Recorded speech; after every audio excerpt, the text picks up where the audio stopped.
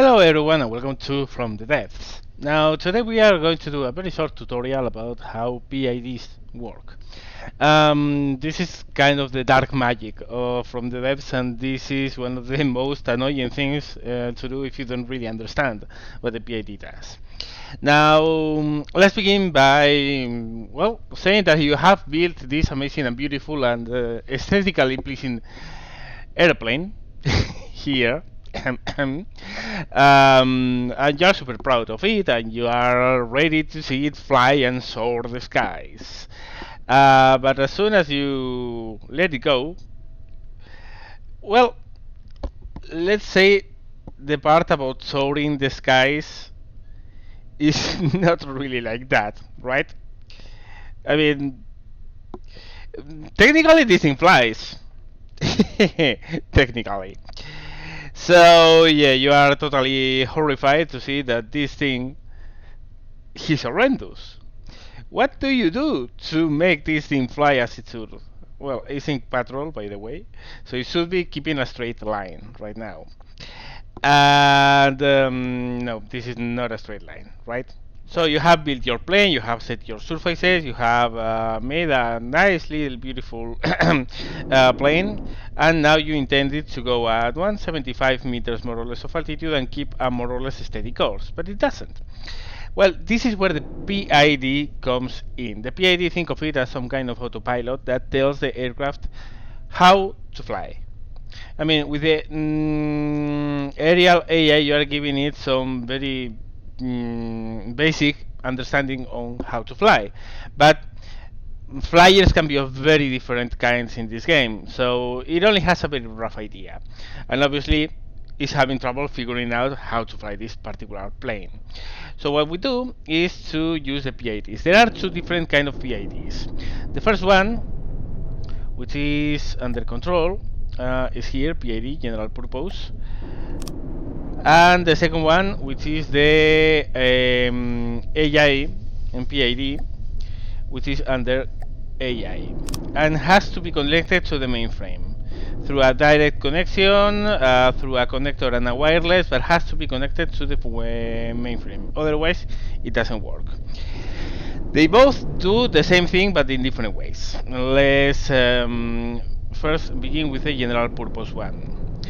Down here, very important, take a look down here, because it's where you are going to be looking at to decide what that PID does. There's a no control task. Roll uses roll left hand side and roll right hand side thrusters to stabilize the vehicle roll motion. Well, the thing is that in this vehicle we have no stabilizing thrusters. So if you have a problem with roll, you might want to add those. But if you don't want to add those, well, that doesn't help us. Pitch hydrofoil. This keeps the pitch stable through the use of hydrofoils. We are a plane, we don't have any hydrofoils, so no. Altitude hydrofoils, very much the same. You are trying to reach a certain altitude through the use of hydrofoils. No, no, no, because we are not a ship, we are a plane. Now we have pitch. Controls air and water thruster and thruster reverse propulsion components to achieve a pitch. Use the test stimuli to replace a value other than 0 degrees. Now, this is for those things that have a thruster mounted looking forward, upwards, on downwards, on the stern and on the front. Very useful if you want to add those. If you don't, then this won't work for us. Altitude. Upwards, the same. Upward facing thrusters and propellers to achieve an altitude. We don't have those. And air pump alt, this is for submarines, for using pumps to keep a steady altitude. So this general purpose PID doesn't work for us. It might for you if you are trying to do any of the things that those described. AI PID, no control task, naval yaw. Turns to face targets when moving to a target, operates on this, blah blah blah blah blah. Yeah, this doesn't require anything more than what we have. This is for ships. Reduces speed when the boat is pitching at high angles to avoid a flip.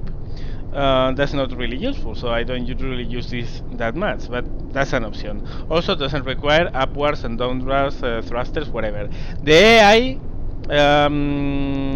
PID does the stuff for you without you needing to put special equipment. You saw the others needed thrusters or stabilizer, jet stabilizers or whatever. This tries to do the job with what you have in your ship, plane, etc. Naval roll, area job. Whoa, this might be interesting. But currently we are having problem with. Let's put this in no control task. Let's analyze our problem. Well, our problem is that our plane doesn't keep pitch control at all. So we can do pitch with two: aerial pitch, aerial altitude. Now, aerial pitch tries to keep a correct pitch, which is the one that you keep in your stem test stimulus. And this is far from generating than the altitude control, and is the correct choice for almost all air vehicles. So we can go with that, or we can go with aerial altitude and put a given altitude we want to reach in here, and let the plane reach that altitude. For instance, if we go to 100 and test stimulus 1, the plane will try to reach 100 meters of altitude. But first, let's go with aerial pitch. Let's go with obviously 0, 0. Now, you have several things here. Altitude to angle factor is converting altitude into angle to reach a proper pitch. You don't really need to take to toggle with this, because also this is mostly used in combat. In all the screens, the most important things are those three: keep A, TI, TD. For me, whatever, I'm going to translate. This is the strength of the signal the PID sends to the controls. This is and after how many seconds it corrects any variable errors induced by this. This is nice, but not viral, so you can switch this off immediately. And finally, the TD, which I call the damper. So strength, error deleting, and dampening. Okay? Those are those three. So we have put this. What happens now? Well, the plane tries to keep a pitch, is more or less achieving it, not really doing it very well. Yeah, at least it flies in a straight line, which is already something. By the way, yeah. So let's take a look at here. We have a graph here, okay? The green line is the current value you have. So the green line says that currently you are very close to 0 pitch. There's a red line, you can see it at the bottom, which is the required set point. This is the pitch you want. We want 0 pitch, and we are achieving it without touching anything. Well, that's awesome, right? So we already have a stabilized pitch without touching anything. That's a luxury that usually you don't have. There's also a blue line, which we will see later. Now we are rolling like a cradle here, so let's prevent that. Aerial roll. Well, now we see a blue line. Now the blue line is the control variant. This is the signal the PID is sending to your controls, to your ailerons, to keep the thing from rolling. The green line, you see, that was our value, and now it's coming very closely towards the red line. Wow, we do have a straight flying plane. How about that? Without doing anything, just by adding this. Obviously, you are not going to always have this luxury. The more likely scenario, however, is that the second you put a PID on, you're going to end up with this. Now, this is my jet bomber I put up the other day in the channel. You can check that video out to see this plane in action. But yeah, You said PID, and suddenly you end up with all this shit here. What the hell is it? Okay, let me put a test stimulus of 120 so we can see this. This will reduce the altitude of this to more or less 120 so we can see the lines here. What all these lines mean? First, the white line. The white line is the added value of the calculations done by the mathematical algorithm that keeps the PID going. If this white line goes out of the bottom, like right now, or out of the top, you are going to get what's called an output saturated, and everything is going to be hell. So you don't want that to happen. Second are the blue lines. The blue lines are the control variables. This is actually what the PID is telling the control surfaces to do. Okay? Obviously, those commands can be too strong for the actual surfaces and controls to answer to it. And when that happens, then the blue line goes out, even out the top or the bottom, and you get an output saturated as well, which is not good. The green line. The green line is your current value. Right now we are in aerial altitude, so that this is our altitude.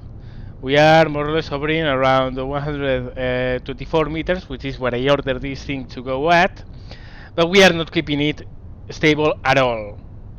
And the red line is the system set point. That's what you are aiming for. So this red line points at 124.83 meters precisely. This is what we are aiming for, the green line to be on top, and to be on top of it stable.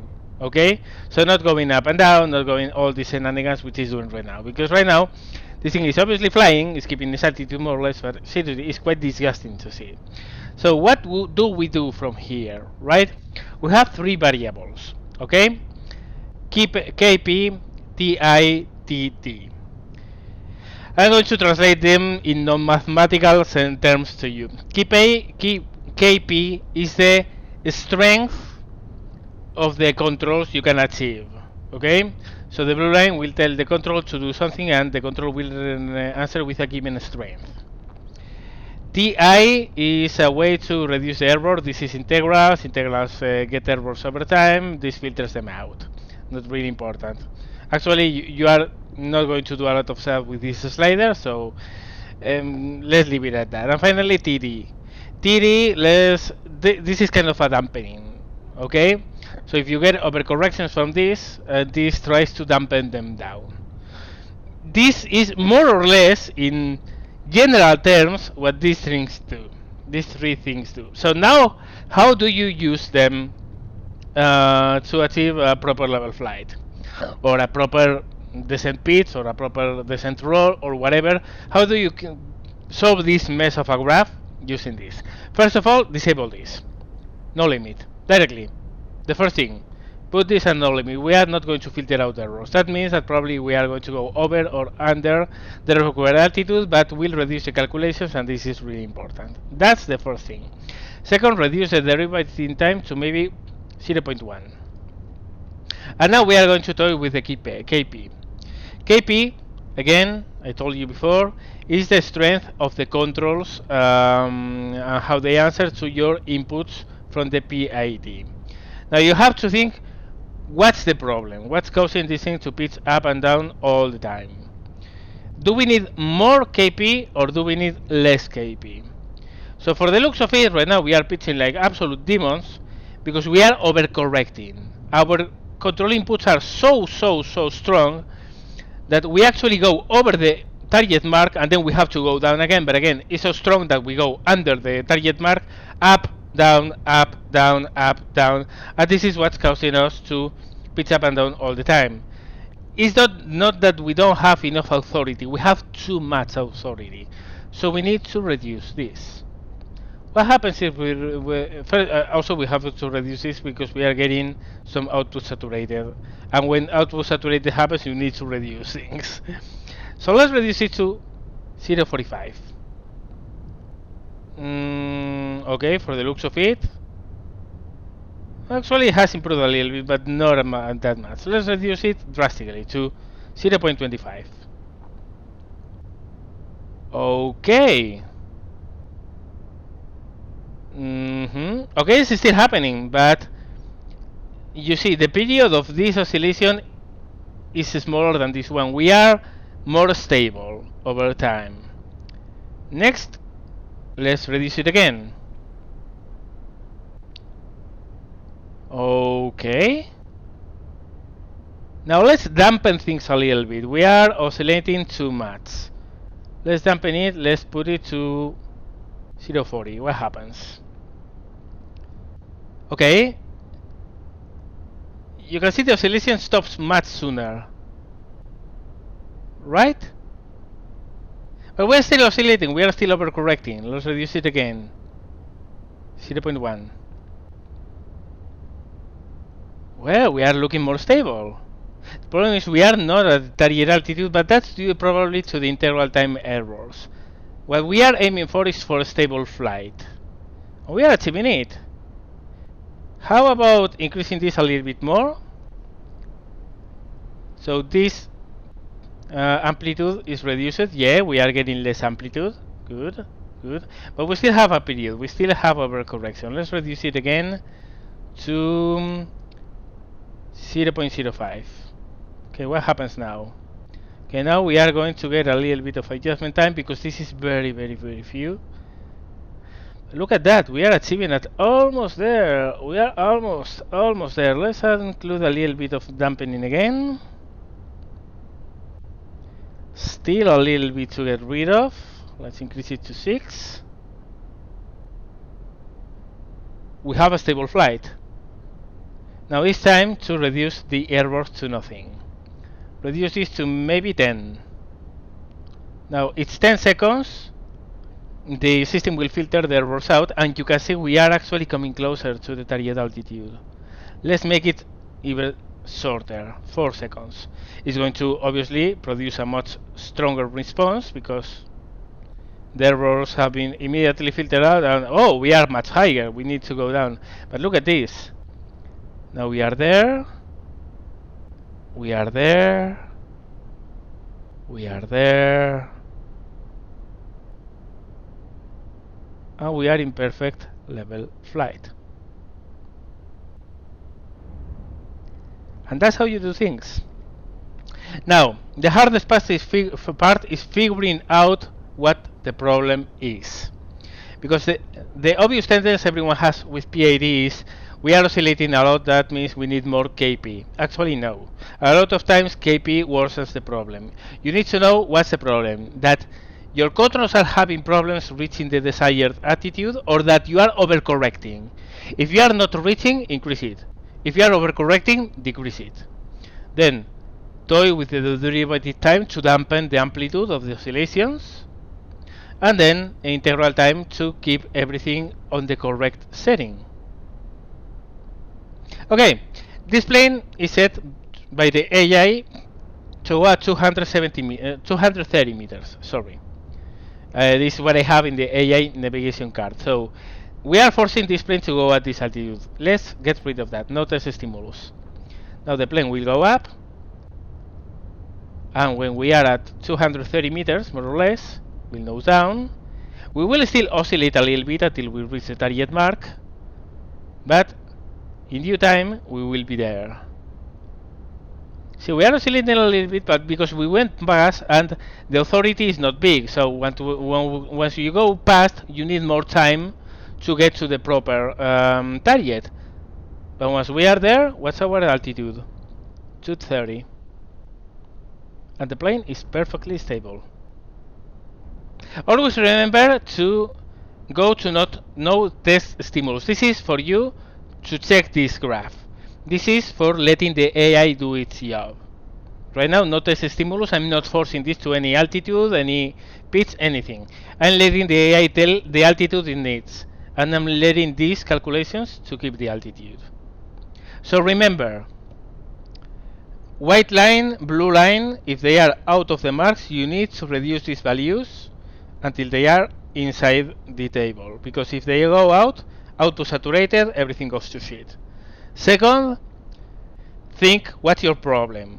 If your problem is you are not reaching your desired attitude or altitude or roll or whatever, increase KP by small bits in 0.005 increments, or increase it and decrease it until you reach more or less, you are coming close to what you desired. Then this dampens the amplitude of the movement. You saw before that we were like this, and this made it like this. Okay? This controls the period of the oscillation, this controls the amplitude of the oscillation. Okay? So first with this, then with this, and then this, which you should have in no limit at the beginning, bring it down to a reasonable level that doesn't get you any output problems, and you're set. You're golden. And that's your plane, ship, whatever, behaving the way you want. So I really hope, guys, you understood this. Any questions you have, please, in the comment section below. I will be trying to answer you. Obviously, there might be some things that escapes me. I'm very new to this game, but this is how I understand PIDs, and they work very well for me right now. So yeah. Oh, one more thing. Yeah. There might be a case of a problem, and that sometimes you have, and this is that no matter how much KP you add, you end up with output saturated and you are not reaching the mark. If that happens, it's because you don't have enough controls. For instance, in this case, if I had no thrusters to keep my pitch stable, if I had a very small tail, I would have very little pitch attitude. Very little. So the AI wouldn't be able to stabilize it myself because I had so little attitude. If you are reaching a point where you are increasing the KP so much that you are getting output saturated, but still you are not reaching that mark, then what you have to do is to go to build mode and add something that increases the control on that axis. In that case would be adding tail surfaces, adding thrusters up and down to keep the pitch authority up. But if you have enough controls to do that, the way to do it is, as I told you, integral time to the top, increase or decrease KP according to what you need in very small degrees until you reach more or less a desired place, decrease the amplitude of the oscillation with TD, and then toy with those until you reach the target you want, and then decrease integral time to filter out errors. And that's the process. I hope you understood it, and thank you very much for watching, and see you later.